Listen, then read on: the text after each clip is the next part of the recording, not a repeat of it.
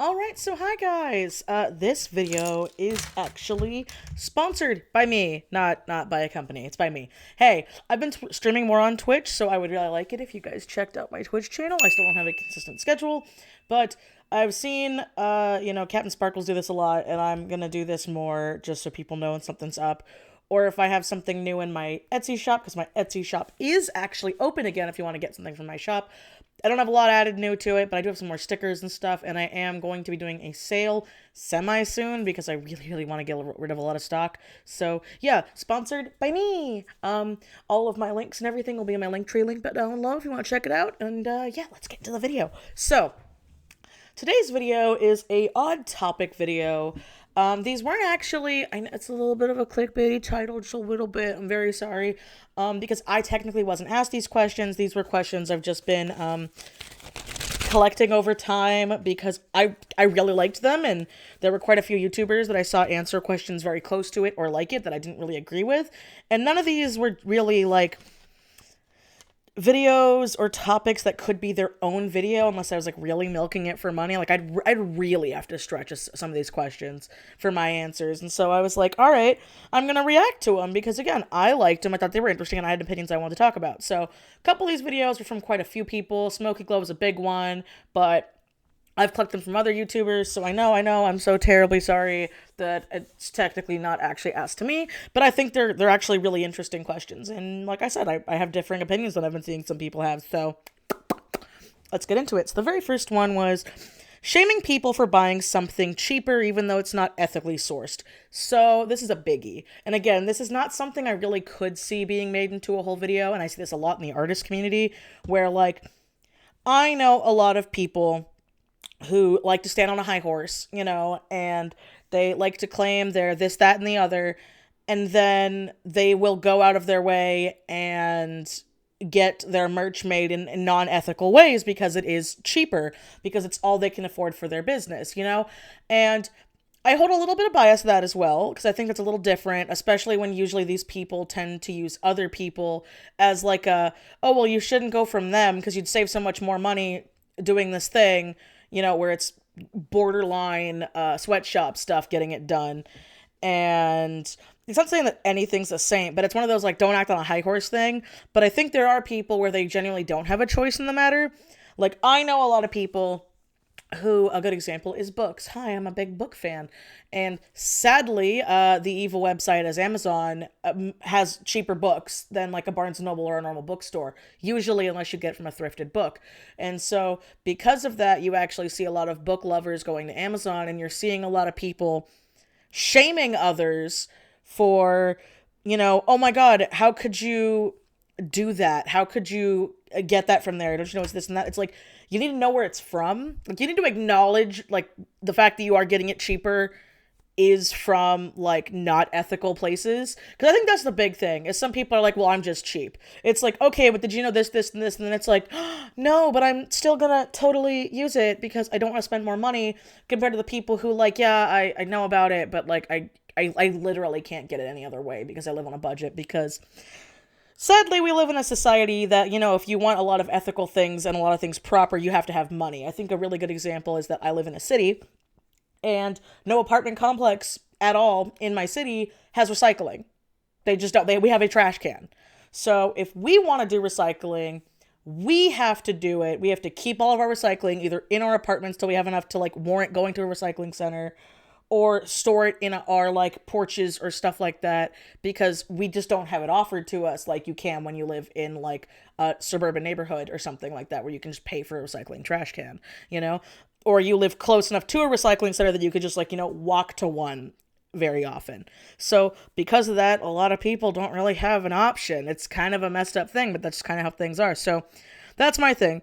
Don't shame people for buying stuff when it's cheaper. You don't know what they're going through. But again, they need to know that, hey, it might be cheaper and that might suck, but you need to know where it's coming from, just because we're in this day and age. And I think, like, that kind of ignorance is not excusable, So anyway, next question.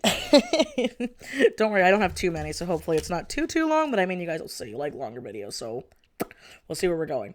So the next one is, okay, this one's a funny one because it goes into another question I have, which again, I really wanted to make an on topic video, but I literally couldn't stretch it past a few minutes, so there was no point. So it's, I don't need people to pay student loans because I did, and or because I agree with that, so that's not the difference here, is I don't like older people because, hi, I'm an adult, I'm 28, and I don't like the older generation. I'm lucky my parents weren't like this, but some members of my family still are, but not my immediate family, where my husband and I have been told that we just haven't suffered enough like they have, so we're not really adults, even though we're in our 20s, we have our own apartment, we have our own bills, we do our own taxes, we are fully self-sufficient on our own, but we haven't suffered like they did, so we're not really adults, and I think that's disgusting and stupid, and I personally think, like, inflicting trauma on people just because you had to go through that doesn't make you righteous or right.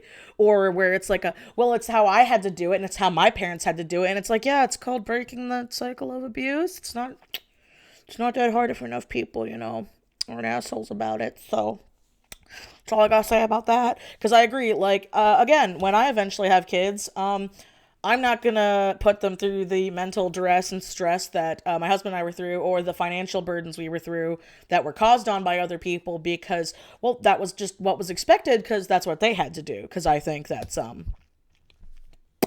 wrong. So, next question. The vaccine should be mandatory. Yeah, no, I think it should be. Another hot topic item here. I actually, fun fact, I was messaged by my doctor that I'm allergic to the 2 shots. I can only get the 1 shot for the vaccine for 6 spiky round boy. And getting that news, I was very grateful I had that, because I was going to get the 2-shot vaccine, so, but there are people who genuinely can't get the vaccine for medical reasons. And I know people have used the excuse of, like, oh, well, religious reasons and stuff like that, but, I like a word of advice my father always told me, and it takes one asshole to ruin it for everybody. And that's what's happened. For the people that actually did have religious exemptions, for your religious reasons, your culture reasons, or your upbringing, they got screwed by the stupid anti-vaxxer people. And that's what I'm calling it, because, science exists and you can easily disprove a lot of their facts that they've had. And so because of that, I feel like America is very dumb. We're not perfect, but the fact that it's like, well, we have religious freedoms here, it's like, okay, but then why does, like, Christianity run a lot of our government systems? And because it runs a lot of our government systems, I think that's hypocritical. So it's like, okay, we shouldn't have that. And I think also, when this is something like a global pandemic, so it has affected every single person on the planet, I think religious values should be, like, thrown out the window in that sense. I know that sounds terrible, but it's literally because there are enough stupid people who are using it as a get-out-of-jail-free card, because they're like, I just don't want the chemicals in my body, because I don't want my kids to get autism, because that's how it works, even though it's been scientifically proven it's genetic. It was a shot, and we don't know what it's going to do, and they could be tracking us, and it could be a mind control device, and, like, I just don't want to. That's cool. As someone who had a family member who died from 6 spiky round boy, I hate you. Yeah, no, I hate the people who are, like, actively anti-vaccine because of those reasons. I understand if religiously, again, or culturally, it's different. And I also think, ironically enough, because a lot of people use, like, well, what about Amish communities, or extremely unorthodox or extremely orthodox communities, or, like, tribes in the middle of nowhere that we still have in these day and age. They're probably going to be okay because they tend to stay in their own, like, lane. I know it sounds weird, but it's like, okay, if you want to use that as an excuse, Karen, then go live in an Amish commune. Like, go ahead. Like, no shame to Amish people, but go ahead. If that's what you want and you're claiming, like, well, they can't get it, go ahead. Go. Leave.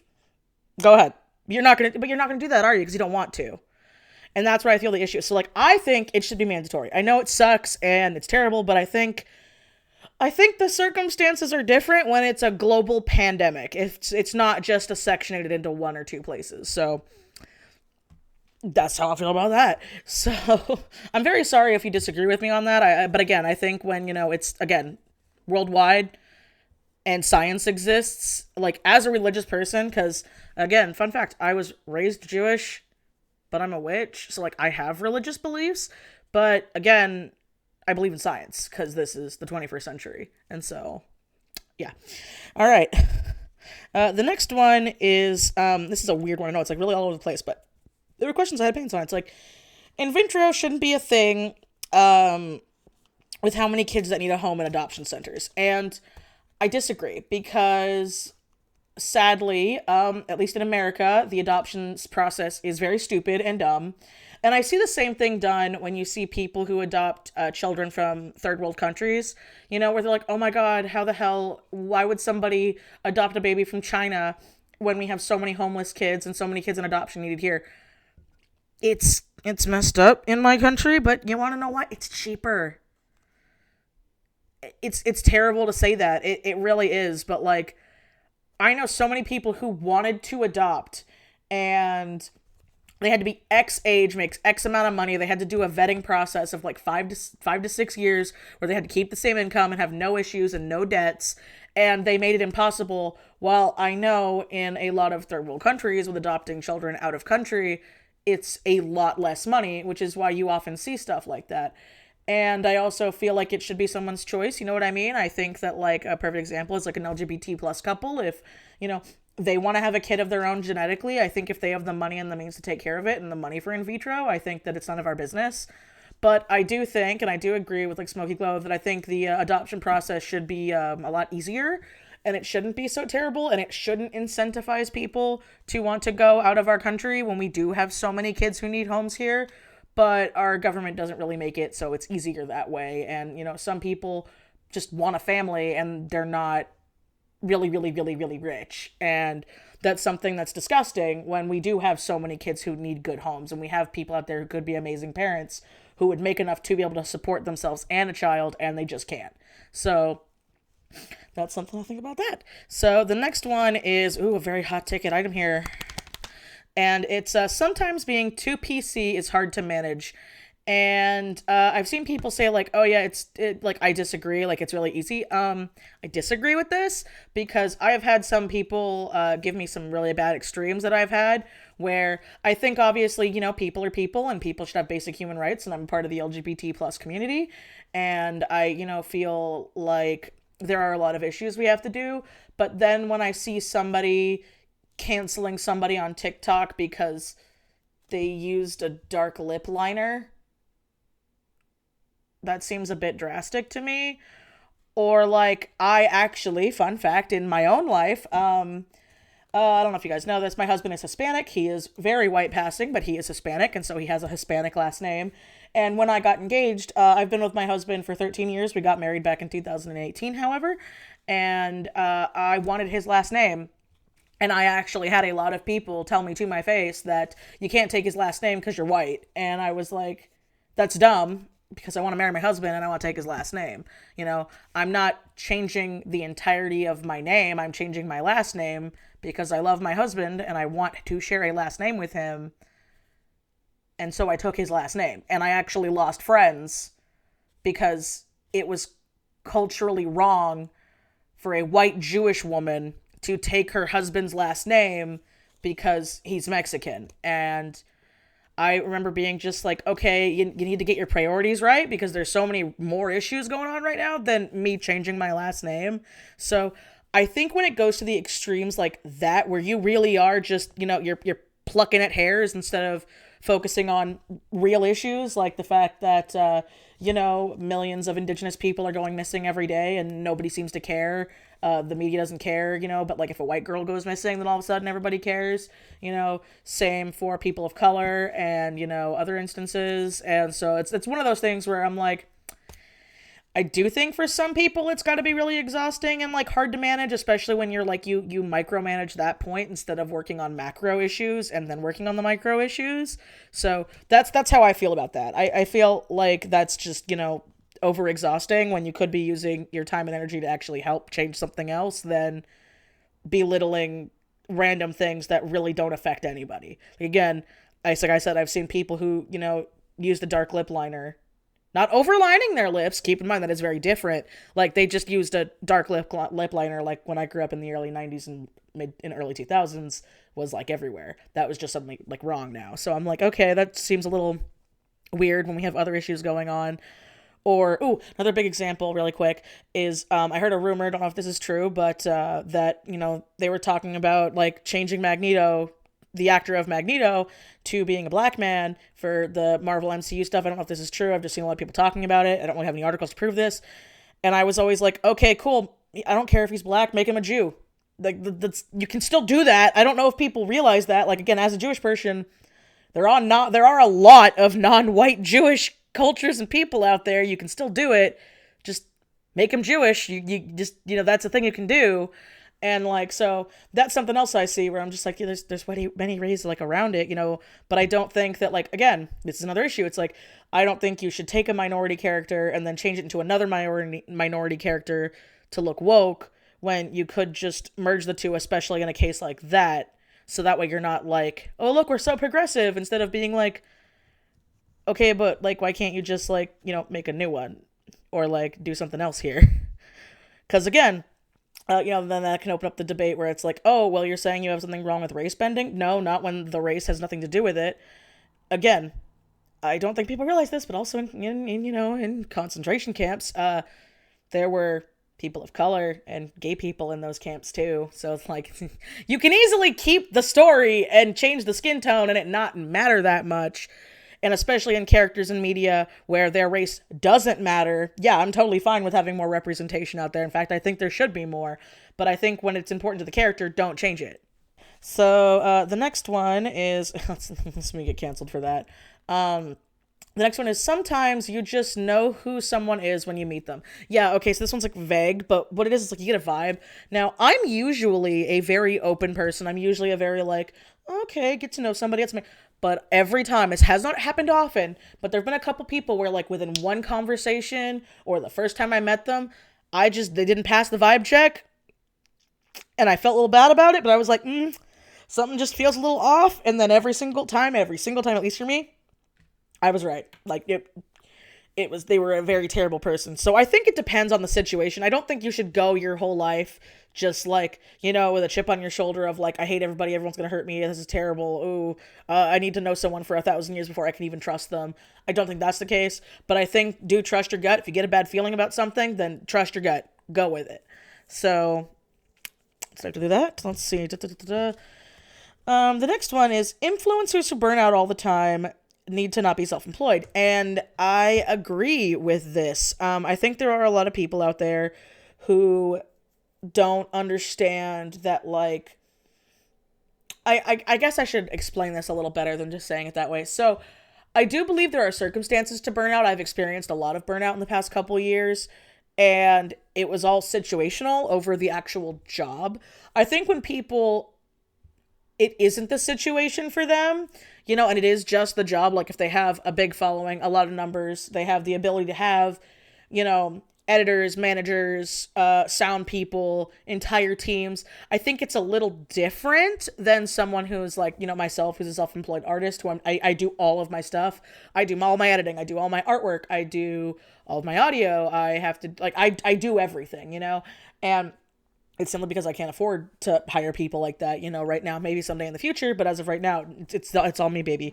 But I know, like, when we first got out of our very toxic living situation, I was just pumping stuff out like crazy, and then my electronics started dying, and it was one thing after another, and I had a lot of other stuff going on that caused me to have a big burnout. It wasn't my job that had me burn out.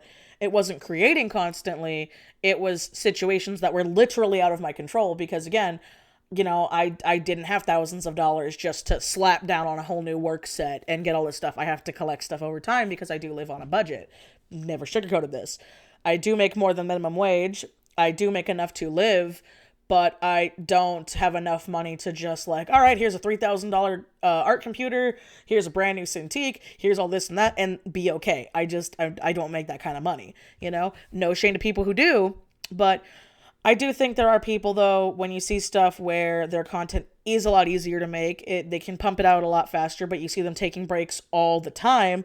I think, hey, that is a sign maybe this isn't for you. If it gets overwhelming all the time with the work itself, again, situations are different, then yeah, maybe don't do it. There's no problem. You don't have to be a self-employed artist. It could just be a hobby or something you really like. You do not have to make it a job. You can like making YouTube videos and editing, and it doesn't have to be your job. So I think that's a big thing there. So that's something I do agree with. You know, if you get burnt out all the time with the actual work and you don't have the help and the situations are different, then yeah, just do it for fun, you know, and get another job like other people do all the time. And so that's how I feel about that, because I've also always admitted if stuff really badly happened and I could no longer do art anymore, whether it be mental health or physical health, I would go get a job. I would go look for jobs, and that's just like a part of reality I always have in the back of my head that I'm like, yeah, I'll just do it if it comes down to it. And I think other people need to realize that. So yeah, I agree with that. All right, so next one. Ooh, big controversial one. Small gatherings are not as bad as the huge influencer parties. So I agree and disagree with this because, again, not to be a hypocrite here, I did have friends come visit me. I did have friends come visit me twice during quarantine where they did fly out. But I think it was a different circumstance and not in the like, well, you're such a hypocrite. It's like, well, here's circumstances. I had them be friends of mine that didn't go out and see other people. They all worked from home. They all did circumstances like that. They treated quarantine seriously like my husband and I did, you know? And so I haven't seen my family, like my immediate family, because they are high risk. I have not seen my family in over a year. And because of that, you know, we're taking it seriously. Because another thing too is I know people where like my youngest brother at the time, he did the same thing. He didn't see my parents because he had to work during quarantine. Because surprise, a lot of people had to work during quarantine. And I had seen a lot of people have the excuse of like, well, that doesn't mean anything. And it's like, well, my brother actually worked with a lot of his close friends, and they were in close proximity of each other all the time during all their shifts. So when they got off of work, they'd go hang out. I think that's kind of a different circumstance than, you know, having a 100-person party. But I don't agree with the people who were suddenly like, oh yeah, you know, we're having everybody over for Thanksgiving anyway, because Thanksgiving, or we're having everyone over for Christmas, because Christmas, or someone's birthday. So, you know, I feel really bad for my kid because it's my kid's birthday and I want them to have a birthday party. So, you know, I invited them and all their friends they haven't seen in months, and then all their friends' parents where I don't know where they've been. And then it's like, then it spreads, you know? So again, I think the circumstances are different, but I think for the people that were treating it safely, it's not as bad. But obviously that doesn't mean like, yeah, just have the influencer parties, because I also agree with Smokey Glow on this one, where I'm like, yeah, we're like really close.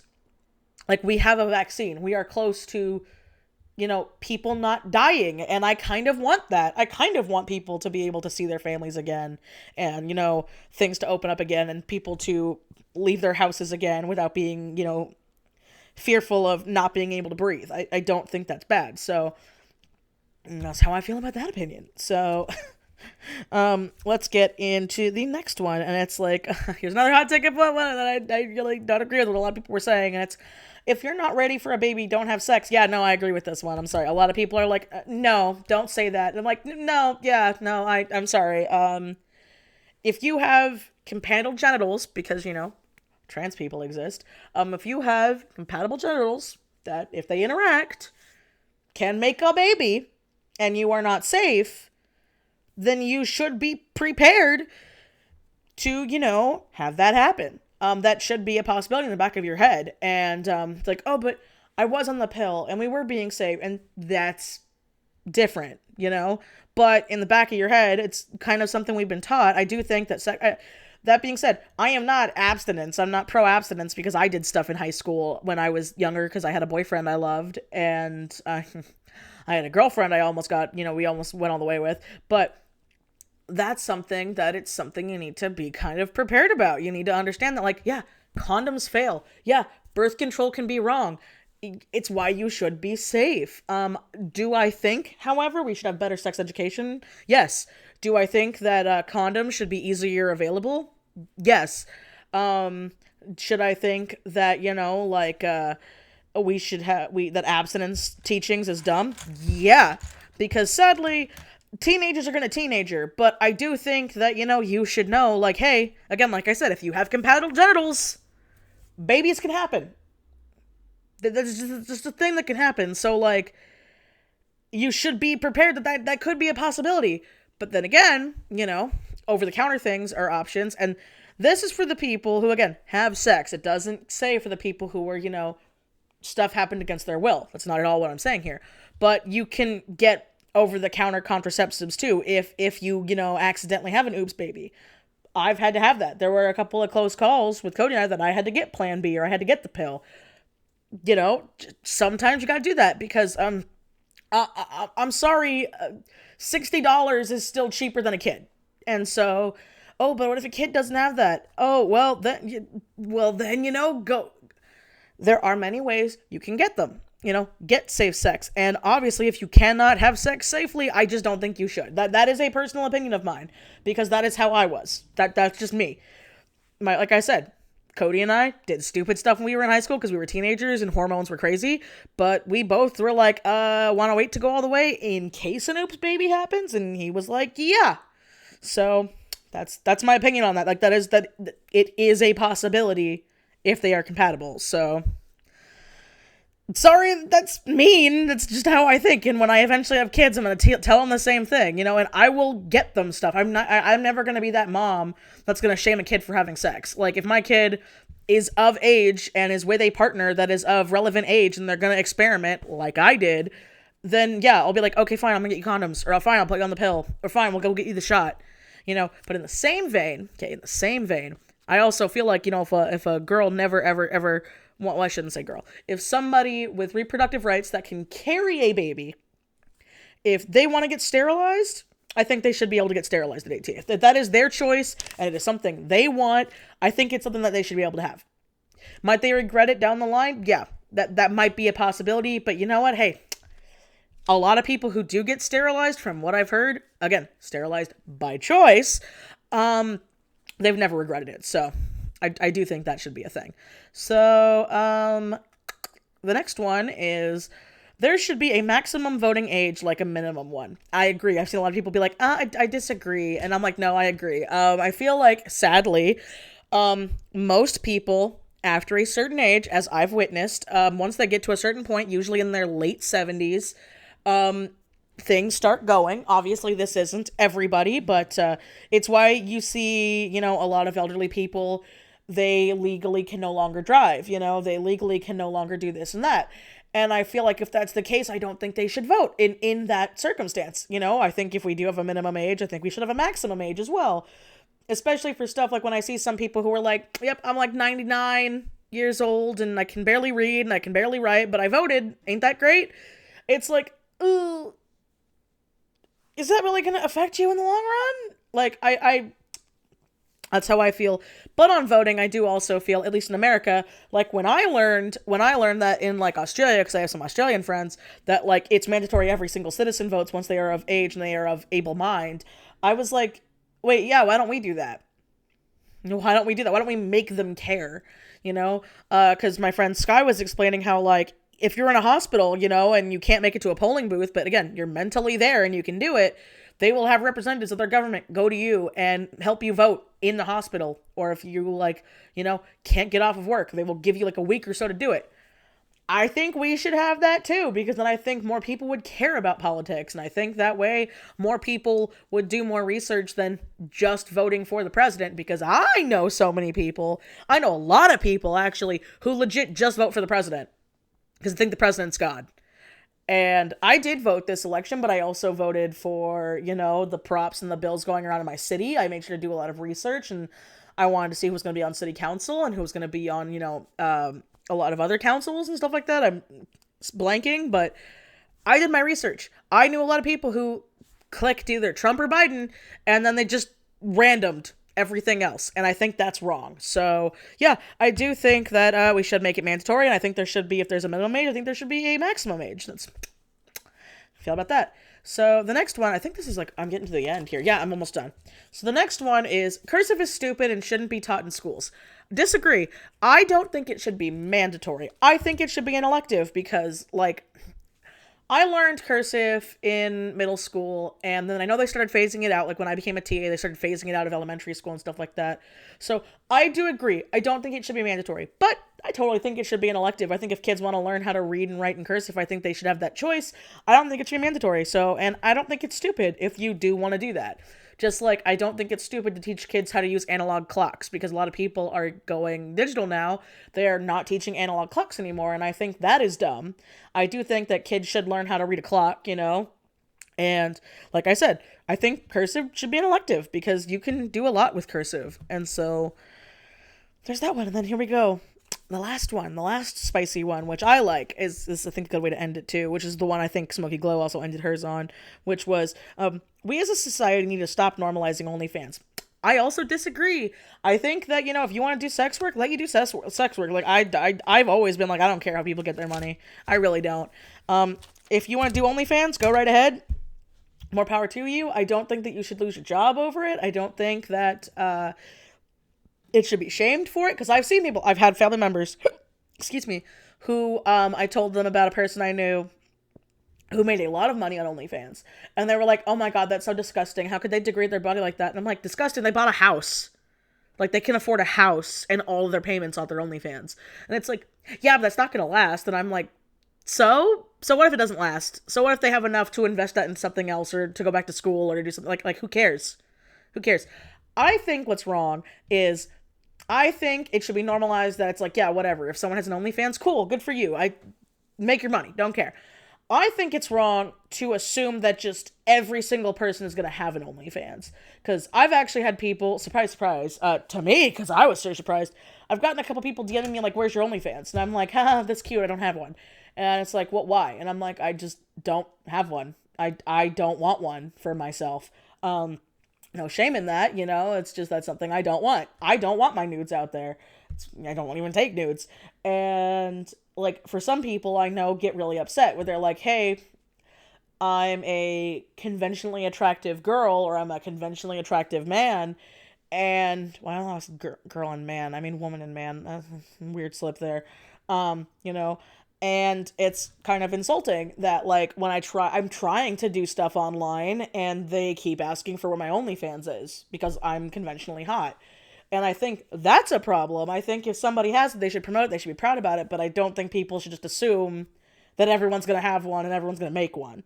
So, yeah, I think that's a good way to end it. So, let me know what you guys think. Do you hate me now with some of my unpopular opinions and thoughts to these reactions? Because I would like to know. I would like to know if I upset anybody, or if we do have varying opinions here. But anyway, thank you guys so much for watching. Thank you as always to my Patreon patrons. Without you guys, none of this would be possible.